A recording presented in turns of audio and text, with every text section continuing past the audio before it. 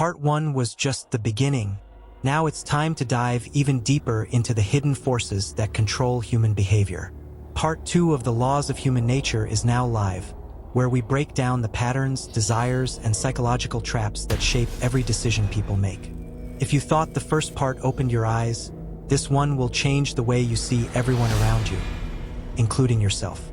Watch till the end, and make sure you're subscribed with notifications on, so you never fall behind in mastering the game of human nature.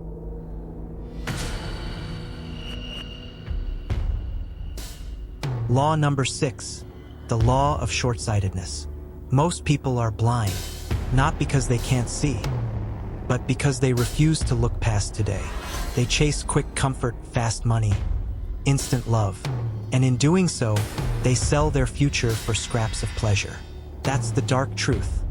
People would rather destroy tomorrow than suffer a little today. Think about it. Someone knows they should save, but instead, they buy the shiny new toy.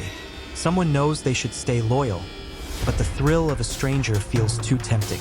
Someone dreams of greatness, but they quit after a week because results don't come fast enough. And when the consequences hit, when the rent is due, when the relationship crumbles, when the dream is dead, suddenly they realize the cost of living only for the moment. This is how the human mind traps itself. Addicted to the rush of now, blind to the avalanche of later. Society even glorifies it. Live in the moment. Do what makes you happy. But happiness without foresight is poison. It rots you slowly until nothing's left but regret. If you want real power, you must do what most people can't. Sacrifice short-term comfort for long-term strength. Trade the high of today for the empire of tomorrow. And ask yourself, will this choice make me proud a year from now? Or will it haunt me? Because anyone can live for today. Only the ruthless, only the disciplined, can build a future no one can shake.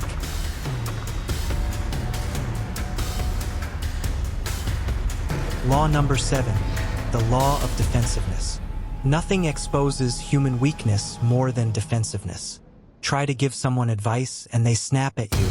Try to help them grow and they shut you out. That's not strength. That's fear disguised as anger. People defend their misery more than they defend their peace. Why? Because change is terrifying. It means admitting, I was wrong. I didn't know better. I must evolve. And the ego hates that. Think of the pessimist. You tell them, maybe focus on solutions. They don't hear guidance, they hear attack. They lash out not because you're wrong, but because you made them look in a mirror they can't stand to face. Or the worker who refuses to adapt. Their industry is crumbling, their job at risk, yet they cling to the words, I've always done it this way. They're not just stubborn, they're terrified. Terrified of failing, of looking weak, of starting at zero. But here's the twist, this law isn't only about them. It's about you. Do you bristle when someone challenges you? Do you reject new ideas not because they're wrong, but because they scare you? Do you secretly fear growth because it means killing the old version of yourself? That's the trap of defensiveness. It blinds you, chains you to your flaws, and robs you of transformation. The most powerful people are not the ones who resist criticism. They are the ones who can stare into the fire of hard truths, remain calm, and say, maybe this is my chance to grow. Drop your defenses, not because it makes you weaker, but because it makes you untouchable.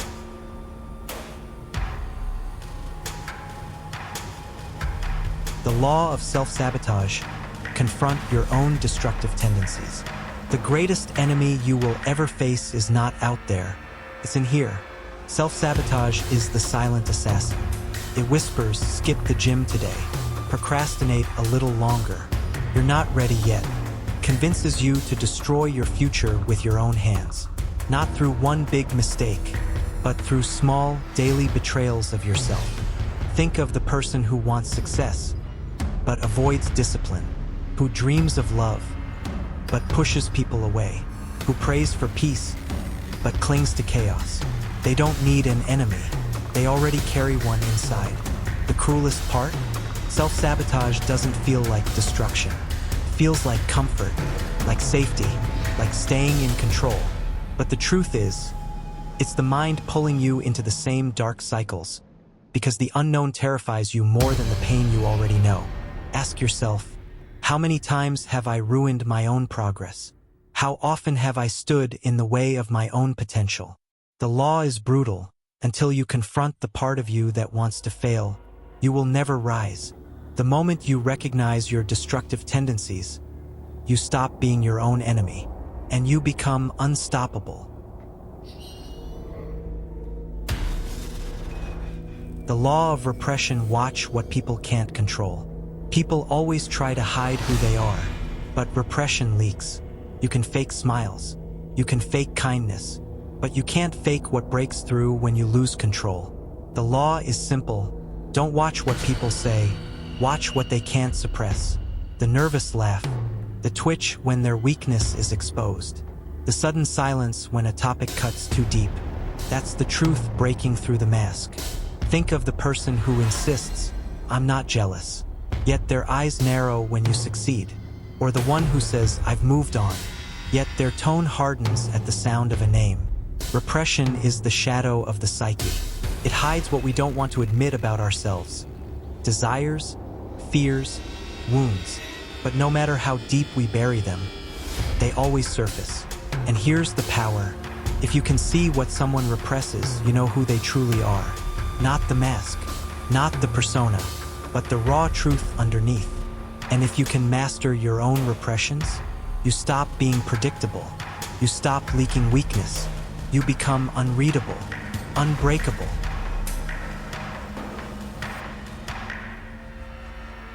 The law of envy. Protect yourself from envy's poison. Envy is the silent disease of the human mind. It doesn't announce itself, smiles at you, claps for you, but inside, it's sharpening knives. Envy is more dangerous than hate. Hate is honest, you see it, you hear it. But envy hides. It disguises itself as support, as friendship, as love. Watch closely. When you succeed, who gets quiet?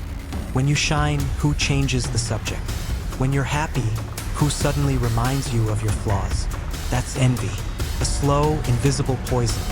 It doesn't want what you have, it wants you not to have it. History is filled with kingdoms destroyed, friendships shattered, even families torn apart. Not by enemies, but by envy within. The brutal truth? You cannot erase envy from others. It's human nature, but you can protect yourself. How? Never flaunt too much. Never reveal everything you have. Move in silence, because the more visible your light, the more shadows it creates. Envy is always watching, always waiting, and if you don't guard yourself, its poison will consume you.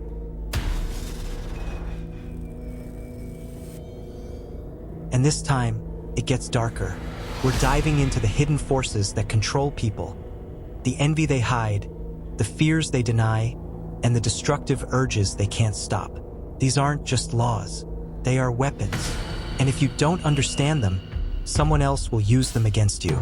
If you thought part 1 and 2 opened your eyes, part 3 will burn away the blindfold completely. Make sure you're subscribed to Inside Insanity, hit the bell, and don't miss this drop, because the most dangerous mind games are the ones you don't see coming.